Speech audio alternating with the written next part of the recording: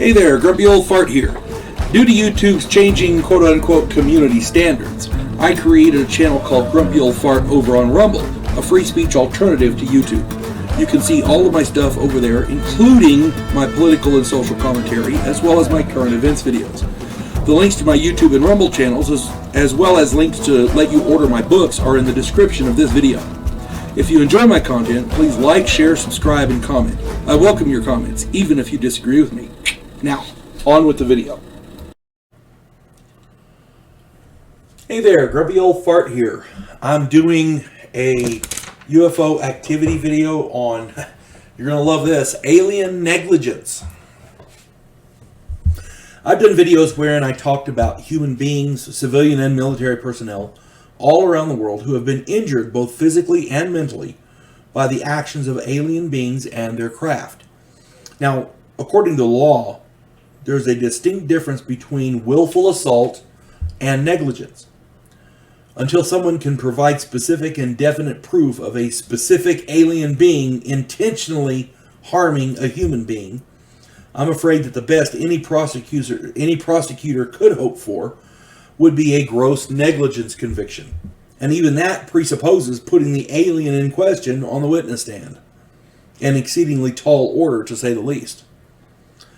But then, the situation gets more serious. There have been human beings who have died due to contact with or encounters with these aliens and their craft. There have been over 100 service members killed by UFOs or USOs, unidentified submerged objects, and their occupants. I've did videos on USOs, on USOs, so go and check that out. And again, we cannot prove this was intentional, these deaths, but it's certainly negligence at least. The government, evidently, is refusing to give health care or survivor benefits for these service members who died as a result of their UFO, USO encounters. As you recall, I did a video a long time ago called UFOs Evidently. In that video, I predicted that these lawsuits, shortly after the U.S. Navy announced that the UFOs that their pilots got photos and videos of during the Nimitz encounters were indeed real. I predicted this. There are over 100 lawsuits about this.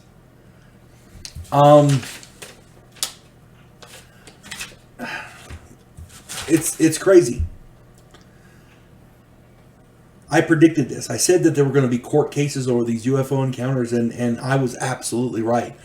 There's over 100 lawsuits in courts right now trying to get survivor benefits from service members killed by UFOs. Since the U.S. Navy and now the Pentagon, and keep in mind, they're fighting this tooth and nail. I don't understand how they can do that, because they themselves announced that the UFOs were real. Since the U.S. Navy and now the Pentagon have announced that these UFOs are real, I'm not sure why these people have to file lawsuits over benefits like this. If the U.S. military says they're real, and if they are real and we don't know what they are, we don't know the effects that they can have on human beings. Many UFOs and UFO landing sites exhibit signs of radiation and other types of energy. Saying they cannot harm humans would be the epitome of gross negligence on the part of the government, not just the aliens. So if you're at a work site, for example, if you go to a construction site and you're working as a laborer on a construction site, and the boss fails to tell you that there may be a gas leak, and something happens and you get hurt, yeah, your boss is on the line, right? Because if he knew about it, he's on the line. Well, same thing here. If they knew that these alien craft or the aliens themselves might very well kill you, and they claim that the danger does not exist, to me that says they're on the hook for the damages. I'm thinking these lawsuits should be a slam dunk, but you don't know. I mean, it's hard to it's hard to pin a murder rap on ET, but there it is. And you know, I feel for these the families of these service members, because it's never good when a relative dies, and it's bad enough your relative dies, but if they're dying in service of the country, the survivor benefits should pay out. If this guy was on the job and doing his thing, does it matter how he died? He died while he was doing his, you know, I mean, unless it was his fault, which is stupid. But again, it's hard to pin a murder rap or any kind of a charge on ET. But if the government knew these things existed, which by their own documents they knew these things existed back in 1947 or earlier, since the end of World War II, and they didn't tell the public, they didn't tell their own people, and their own people got hurt because of it, then yeah, they're on the hook. I think that's what they're fighting. That's probably what they're fighting. Because like I said in that video, UFOs evidently, there's a lot of people who've lost their careers. If they pay out one of these, then they have to pay out all of them. I think that may be what they're fighting. And if you watch some of my other videos over on Rumble, you'll know that the banks are failing and our economy's not in good shape right now, thanks to the Biden administration. So, you know, I'm just saying, the government's probably trying to save money any way they can.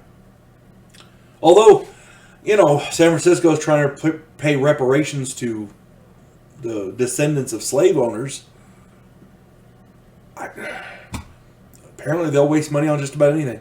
And I'm getting into politics on this. I shouldn't do that. Never mind. I'll scratch all that. Anyway, go check out my other videos over on Rumble. You'll see what I'm talking about, especially my current events. At any rate, I hope this finds everybody well. You folks have a good day. God bless one and all. Clarissa Lowe, a historian from the future. Delmore Kane, a Civil War veteran turned outlaw. This oddball pairing faces a conspiracy of epic proportions spanning the centuries. If you like action and adventure westerns with a splash of science fiction and fantasy, check out my book series Drifters and their ongoing adventures.